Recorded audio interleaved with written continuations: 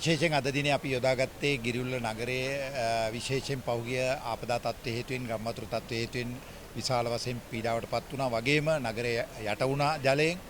ව්‍යාපාරික ස්ථාන විශාල ප්‍රමාණයකට අලාභානි සිද්ධ වුණා. ඒ නිසා අපි තීන්දුව කරා ව්‍යාපාරික ප්‍රජාවත් සමග සාකච්ඡා කරලා උන්ගේ ව්‍යාපාර ස්ථාන නැවත පිළිසකර කරන්නත් නගරය කඩිනමින් යථාවත් කරලා සක්‍රිය කරන්න අවශ්‍ය පියවර ගන්නත් ඕනයි කියලා. ඒ අනුව විශේෂයෙන් අපේ දඹදෙණිය ගරු මන්ත්‍රී අශෝක ගුණසේන මහත්මයාත් ඒ වගේම කටුකම්පල ගරු පාර්ලිමේන්තු මන්ත්‍රී වෛද්‍ය ජගත් මහත්මයාත් මූලිකත්වයෙන් මේ සාකච්ඡාව පැවැත්වුවා. ප්‍රාදේශිකත්වයන් සම්බන්ධ වුණා. මේ වෙනකොට අපි අද දිනේ මේ තීන්දුව රාශියක් ගත්තා. ඊයේ දිනේ පාර්ලිමේන්තුවේ ප්‍රකාශයක් කරා විශේෂයෙන් ගරු ජනාධිපතිතුමා මේ පීඩාවටපත් ජනතාවට සහන සලසන ආකාරය පිළිබඳව අපි මේ ඒ සහන කොහොමද කඩිනමින් මේ ජනතාවට ලබා දෙන්නේ කියන කාරණය පිළිබඳව මෙතනදී සාකච්ඡා කරේ.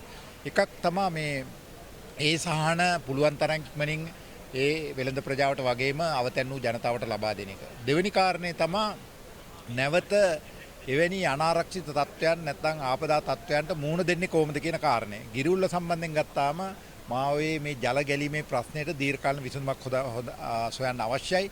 ඒ සඳහා අපි දිස්ත්‍රික් සංවර්ධන කමිටුව අපේ മന്ത്രി දෙපළ දීර්ඝ වශයෙන්ම මැදිහත් වීම කරා දිස්ත්‍රික් සංවර්ධන කමිටුවේ සාකච්ඡා කරමින් තියෙනවා.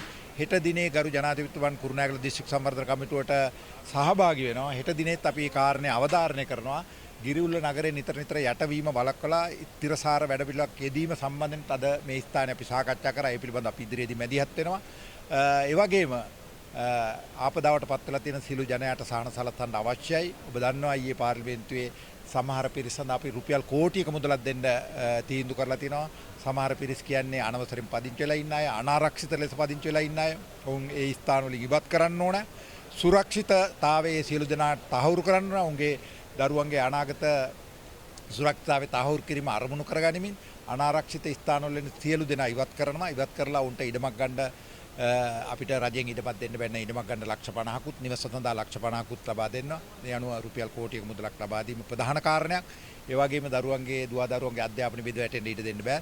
හැම දරුවෙකුටම රුපියල් 25000ක පාසල් පොත් උපකරණ ලබා දීම සඳහා ලබා දෙනවා. ඒක ගෙදර දෙන්නෙක් හිටියා නම් 50000ක්, තුන් දෙනෙක් හිටියා නම් 75000ක් ලබා දෙන්න අපි කටයුතු කරනවා. ඊට අමතරව පොදුවේ දෙන පාසල් උපකරණ සඳහා රුපියල් 6000 දීමනවා. ඒක අපි අඩු කරන්නේ නැහැ. ඒ විතරක් නෙවෙයි අවතැන් වූ ජනතාවට වියලි සලාක 3 ගුණයකට ආසන්න ප්‍රමාණයකින් වැඩි කරලා තිනවා. කලින් ලබා දුන්නේ උපරිමයේ 5ක් ඉන්න පවුලකට පහට වැඩි පවුලකට රුපියල් 3750යි. දැන් ඒක සතියකට 10500 දක්වා වැඩි කරලා තියෙනවා. එහෙම වුණා මාසයකට 42000ක් දෙනවා. ඒ විතරක් නෙවෙයි යම් කෙනෙකුට කුලී නිවසක ජීවත් වුණත් වෙනත් දැන් මේ වෙලාවේ නිවසක් නැත්නම් කුලී මුදලක් දෙනවා රුපියල් 25000ක නිවසක් හොයාගෙන ඒ තමන්ගේ නිවාස පහසුකම ලබා ගන්න. ඒ හින්දා කිසිදු ක්ෂේත්‍රයක් අත නොහැර සියල්ල විශේෂයෙන් ගරු ජනාධිපතිතුමාගේ මැදිහත් වීම මත ජාතික ජන බලවේග ආණ්ඩුව මේ වෙනකොට කටයුතු කරලා තියෙනවා. අපි දන්නවා රට පුරාම මෙවැනි ආපදා තත්ත්වයෙන් විශාල හානියක් වෙලා තිබියදීත් අපි සූදානම් මේ සියලු ආපදාවන් හරහා අපි ලබාගත් අත්දැකීම් වගේම මේ අභියෝගය හරහා මේ රට නැවත ගොඩනගන්න. ඒ හින්දා ඉදිරි දිනකදී රීබිල්ඩින් ශ්‍රී ලංකා ප්‍රෝග්‍රෑම් එක හරහා ආයතනයක් ස්ථාපිත වෙනවා. ජනාධිපති කාර්ය සාධන බලකායක් ස්ථාපිත වෙලා තියෙනවා. අරමුදලක් ස්ථාපිත වෙලා තියෙනවා. මේ සියල්ල හරහා මේ ආපදා තත්ත්වෙන් බිඳ වැටුණු මේ නගර, මේ ගම්මාන රටේ සියලු සෑම පළාතක්ම ආපහු තිබුණු තත්ත්වෙ නෙමෙයි තිබුණු තත්ත්වයට වඩා වැඩි දියුණු කරන්න අවශ්‍ය සියලු පියවරයන් ගන්නවා. අපි මේ රටේ ජනතාවට සහතිකයක් දෙනවා.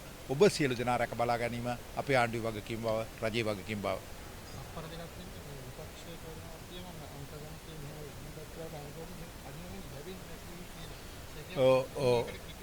කෙටි උත්තරේ නම් විපක්ෂයේ හුඟක් වෙලාවට කල්පනා කරන්නේ ඔවුන් අනුගමනය කරපු ක්‍රියාදාමයන් ඔස්සේ. ඔවුන් රාජ්‍ය පාලනයට දීර්ඝ කාලයක් මැදිහත් වී පිරිස් තමයි විපක්ෂයේ ඉන්නේ. ඔවුන් හිතනවා ඔවුන්ගේ කාලේ උන් කරපු කියපු ඔවුන් ක්‍රියාත්මක කරපු ආකාරය.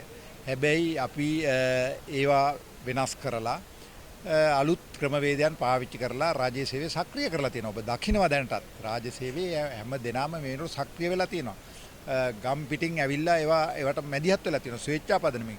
ඒ හින්දා මේ අංක ගණිතේ නෙවෙයි බිලියන 10ක් මේ දවස් දෙක ඇතුළත ගෙවන්න ප්‍රාදේශීය ගමවල කටයුතු කරලා තියෙනවා. අදත් ගෙවනවා ඉරිදා දිනේ නොතකා. හෙට දිනේ වෙනකොට මේ බිලියන 10 මුදල ගෙවලා ඉවර කරනවා.